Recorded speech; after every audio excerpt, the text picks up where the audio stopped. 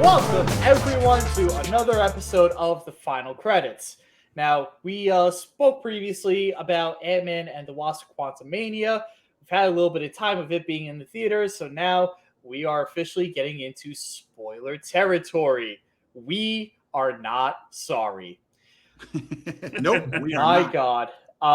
Turn back now if you haven't seen the movie. No, don't turn back. Don't turn back at all. Just continue watching. We want Just watch, your likes don't turn and back your time. subs.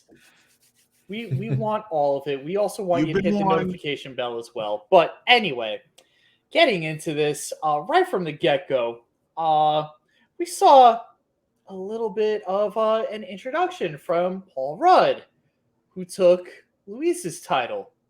Where was Louise, Marvel? They didn't want to Here. pay Michael Pena anything. That's what They it was. clearly didn't want to pay Michael Pena. Yeah, the We're- hundreds a of big millions of dollars he would have gotten. Yeah, clearly he was worth so much. That was a big loss for the movie. Yeah. Huge loss. Yeah. Did not like it. Yeah.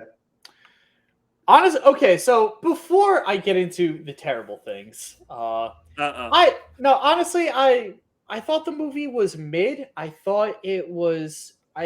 didn't think it was terrible, but I didn't think it was that great either.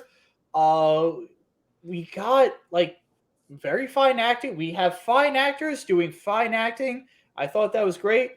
We got probably one of my personal favorite villains in the Marvel Universe in here, represented very well. And I'm trying to look for better things. Just tell him what That you was didn't like. about it. Just tell him what you didn't like. Just tell him. Just tell him. Okay. Oh man. Well, Oh boy. all right. Let's just reach into the bag over here and let's just open up this box and. Oh wow! It's Star Wars. Yeah, guys. Here we This go. movie was Star Wars. It really was. From the universe to the ships to Kang's minions being actual stormtroopers, unnecessary aliens in this. I just kept seeing Star Wars all over the place. I felt Todoroki like actually being Darth Vader in this sense. I felt like we weren't in the quantum realm. I felt like we were in Tatooine the entire time. Yes, I would It was agree. it was all And the desert. universe far, far away. The quantum realm is just a giant desert. That's really what it is. Peyton Reed, the director, thought he was still on the set of The Mandalorian, so he probably Yeah. saw Star Wars stuck That's in what his. it was. Stuck in his It head, makes so much so- more sense now. Yep. Yeah. Look, Just I like liked a Shane lot Black of things doing in this Christmas film. movies. I'm sorry, Christmas movies. Yeah, I liked a lot of things in this film. Okay. I only didn't like two things. One was the stupid design that they did for MODOK because it looked like a 5-year-old started using Photoshop It because was that's so how bad. bad it was. And the too many dad jokes that he was saying, or the creepy dad jokes. And then there was the whole, Michelle Pfeiffer not telling you what's going on at all. Other than that, I think the movie was okay. Hey, no. Wait, Michelle Pfeiffer. No, Listen, you could have Michelle Pfeiffer could have easily went next door, get a spoonful of logic, and feed all of us. But she decided didn't. not to. I felt like the women's roles in this movie were pretty mangled in terms of their use between her and the Wasp. Where was Wasp? Yeah. Wasp It's Ant-Man and the Wasp. in this movie. And The Wasp Evangeline did Lilly nothing. didn't have Yeah. Evangeline Lilly didn't have much of a role in this movie, even though she's the title character. There was one They were talking scene. about the original Wasp. That's what it was. That's what I'd like to think. yeah. Come But on, that's what I'd like to think. come on. Granted, though, I will give Michelle Pfeiffer, as flawed as her character was, I thought her acting was pretty good in this movie. Yeah, well, Agree. Her scenes, especially her scenes with Kang, I thought were very well done. We'll get to Kang in a second.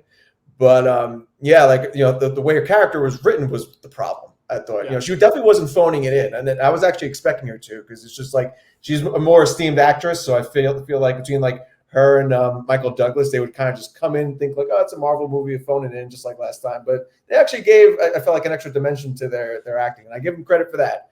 But the way they were written was just especially with Evangeline Lilly. I hope this is not too much of a hot take. Did you guys find Cassie to be a likable character at all? No, I did. no. I think No. she had. I didn't think she was She had bad. a slow burn. I mean, she earned.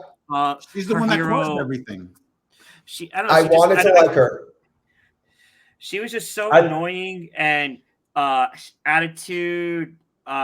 Very slow build for her character, and she was more of the spotlight. I get she's getting set up as the future Ant-Man for possibly Young Avengers in the future. Blah blah blah. I'm But okay with she it. just wasn't a likable character at Really? first. By the end of the movie, disagree. she was good. But I thought she was great.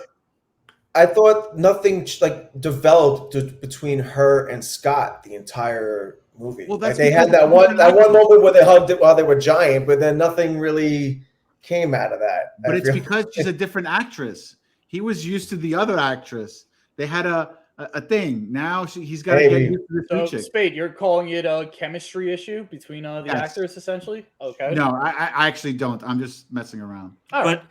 But the moment, to add to the spoilers theme, but the moment when Scott is Giant Man as Ant-Man and Cassie grows too, and they're hugging, and she's like, "I'm so hungry." I forgot the food she was craving, but citrus, yes. Yeah. When orange slices. That's a callback, to the previous movie. To the Civil War. Yeah. But that was a cool moment in the big battle towards the end. But the movie, very slow start. Michelle Pfeiffer as Janet acting all sorts. Like, I'll tell you later. I'll tell you later. Just freaking tell us already. You know? Thank you.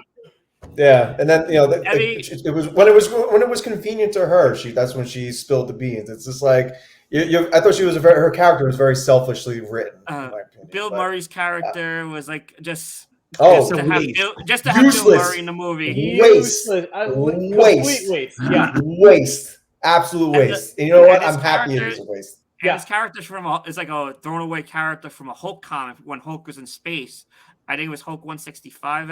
I was seeing him from an earlier video. Like but he was nothing more than a love interest for Janet when she was stuck there for 30 years. Why? Why? Because she also had not her only one. Not her only one. All right. Not her only love interest. Yeah. Not her only love interest. She definitely slept with Kane. All right. She had needs. Yeah. You know what? Her friends with benefits, whatever you want to call it. Janet's a hoe. Yeah. Well, before we jump into why she's a hoe, I don't know if we should use that word. Jeez. But we're not going to use that word. No. She's playful. Let's talk about Kang. Let's talk about Kang for a minute. Let's go back into positive territory a little bit. Absolutely. Obviously you see this movie because of Kang. If you're going to go into the theaters to see this movie, it's because of him. Jonathan Majors, he's a beast in this movie. He's a beast actor in general, which is why I was excited to begin with to see him as Kang. But like when that first scene in the jail when he has Scott and Cassie and he just walks in, there is just a darkness that just comes down over the entire theater. Nobody made a single sound as he was giving his opening monologue and just like showing his power to Scott and Cassie. And like I said, that shadow that just came down over the tone of the movie was just so awesome and badass. I was like, okay, this is it. This is why we're here. But then to kind of flip the coin a little bit off of positivity, I feel like he was a little inconsistent with like his abilities and like his character as a whole. Because I felt like near like the final fight, he got attacked by a whole bunch of ants. Let's remember that. But, so that kind of weakened the armor. Yeah, so I mean, like that final fight, I felt like somebody made a good point. Like that first scene with him is like the boss, like when you're fighting him in a video game, and then the way he was, the way he was in the final scene, him as a playable character. Exactly. That's how he was when you were actually like in that final fight. And because he seemed a lot more vulnerable for some reason. Like I was horrified of him in that first scene, and then I came out of the movie feeling, they'll beat him. You know what I mean? Like yeah. But one of his best scenes when he has Scott and Cassie as his hostages in his own personal prison, and you really see the evil. You see how ruthless he is in that particular scene to force Scott's hand to go along with his evil plan to torture Cassie. And you see some good acting, I have to say, come out of Paul Rudd in that scene, forcing his hand, like, keep your hands off my daughter. And and that when he's giant and he's like he comes back with that Kang scene and he starts like smashing the buildings. I was like those are really highlights of the movie for sure between him and Kang. Absolutely. And the way they seemingly killed Kang, he's probably not actually dead. He gets locked into that engine, that multiverse engine, which is the biggest MacGuffin I've ever seen in my life. Yeah. But obviously he'll be coming back for sure because I think he's going to be the main Kang for Kang Dynasty and the probability cloud was a bit confusing at first, but it made sense to see the variants of Scott. That's another scene I feel like where he shined, but when they figured it out and the small parts that Wasp did shine, she did save Scott. I thought he was a goner. I thought they were killing off Ant-Man, but she did appear from the Doctor Strange portal that will look similar to it to go back to their main world. She played her parts, but she was more of a supporting character. Everybody was a supporting character to Kang in this movie. They should have put his name. Now, can we talk about something that we're kind of glossing over as well? MODOK. Oh no. MODOK.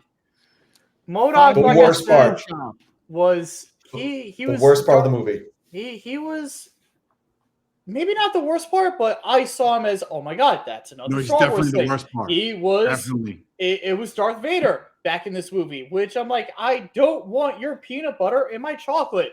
Get your Star Wars out of my Marvel for a hot second, please. But it was forced humor. It was nothing more than forced humor. Oh god, it was he was humor. He was the MCU's two current biggest problems in one character: bad humor and bad visual effects. Yeah, It was just the worst of Marvel in one character. I hated him. Yeah, and there was so much potential. Yeah. I mean, I was never the biggest MODOK fan, but there was so much potential to use him elsewhere. That we already had AIM set up from Iron Man 3. We could have used him there somehow. Oh my god, yes. Using Darren from the first movie, I thought was a waste too. It was just Yellow Jacket from the first Ant-Man movie. If he kept the mask on, he would have been fine. Visually, I agree. If he kept that stupid mask on, he would have been perfectly fine. The dad jokes, you could gloss over and say, all right, whatever, or the creepy jokes, whatever, is what it is. But at the end of the day, though, that was so bad. Like, I understand what they were trying to do, but they failed miserably at it. So yeah, and his death scene didn't hit at all. It was supposed to be. They drew it out. They drew it out for so long. It was just like, it was a little funny at first, but then it's like, okay, let's go. Kang is taking over the quantum realm of the world. Let's go. I literally pulled out my watch and I'm like, okay, come on, you could die already. Yeah. I'm doing an adventure, right? Yeah, whatever. What do we think about the end credits? End credit scenes. What do we? So I love them both. No, let's talk about the first one. Let's talk about the first one first. Right, so before that, we actually got the Council of Kang, which I thought was very interesting. I thought it was well done, and I was genuinely scared for like a hot second. And oh my god, this is the future. This is what we have to face. Yeah. My god. And then we got to the actual end credit scene. That was the mid credit scene. Now we get into the end credit scene. And Spade, you put it the best. It's a trailer, man. It's a trailer for the TV show. No, you said season 2. No, it's a commercial. It's a commercial, and honestly, I looked at this and I'm like, guys, your end credit scenes used to be so much better. To this day, still my favorite one is at the end of Iron Man 2, where we see Agent Coulson in the desert, and we just see a far-off look of Mjolnir. I can honestly say I screamed Thor in the middle of my theater. Everyone else is gone. I didn't give a crap. I screamed it. I was praying lightning was going to be outside too, but we can't always get what we want. Yes, it was a commercial for Loki season 2. They did the same thing with the after credits scene for Spider-Man No Way Home. You saw the Doctor Strange trailer. I still think it all ties together. It's still a variant. It's still a variant of Kane. The debut of the character technically was on Loki season 1 with that Kane variant, so I was okay with it. I was surprised. I was just surprised that we even got the council. I thought the at least one post-credit scene was going to show Kang the Conqueror, who seemingly died at the end of the movie, come back in some way. I didn't think they were just going to rip the lid off of like the concept of Kang and show the whole council. But it was cool that they did. But the second one, I thought, like I said, the same thing too. It's a season 2 commercial for the Loki show, which I thought was a little redundant too, because they show Victor Timely, who is just another Kang variant. We just saw every Kang variant in the first post-credit scene. Exactly. So it was, I don't know why, but I felt like we were going to see something with the Guardians, but I guess not. I don't know why, but I had that feeling. Like I was like, "Ooh, are we going to see something about the Guardians?" But then the only reason why I could see that, Spade, is because Guardians, I believe, is supposed to be the next one coming out. It's the next movie. And we've seen so many trailers, so maybe it's stuck in your head. We technically saw something. We technically saw something from Guardians. All the characters that were on the Guardians set just moved over to the Ant-Man Quantumania. No, Pancakes, no. I will say we rented Star Wars. That's what we I will say. I will say one thing that I was half expecting from one of these post-credit scenes. I thought we were going to get at least one tie-in to Shang-Chi, the 10 Rings, or even, everybody was speculating, which seemed pretty accurately speculating, the rings having ties to Kang technology. Silly or Miss Marvel with her bangles too. We got Miss Marvel coming up. Has nothing to do with Kang. It's all space. We'll see. Oh no! We'll probably see it. No, it's not space. It's tiny. The Marvels. Ah, yes, the Marvels. Yeah, the Marvels. Well, so that's right, guys. So all right, mid all around. That's what I'm getting. What do you guys? I go a little bit higher than mid, but okay. All right, a little bit. 6.5 out of 10. I still say 6.5 out of 10. Mid's a high, 7.5. Oh, come on. All right, I guess I'll be the bad guy for once. You'll be king. It's mid.